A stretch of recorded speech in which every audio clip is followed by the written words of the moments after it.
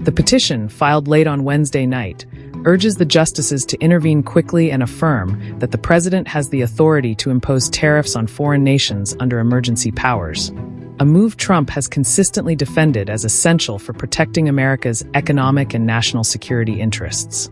This comes after the U.S. Court of Appeals for the Federal Circuit, in a closely divided 7-4 ruling last week, declared that the tariffs imposed through the International Emergency Economic Powers Act, or IEPA, exceeded presidential authority, noting that the power to levy taxes and duties rests squarely with Congress as a core constitutional function.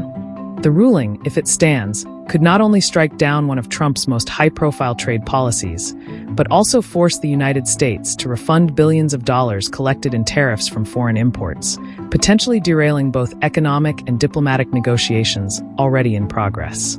Trump said on Wednesday, September 3rd, the U.S. might have to unwind trade deals it reached with the European Union, Japan, and South Korea, among others, if it loses a Supreme Court tariffs case, and warned that a loss would cause the U.S. to suffer so greatly. We're in a much better position.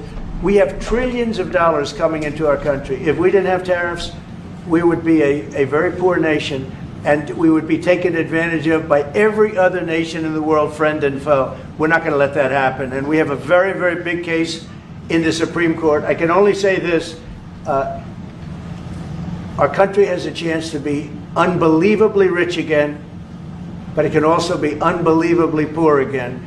If we don't win that case, our country is going to suffer so greatly. What's the backup plan, sir? But I think we're going to have a big victory.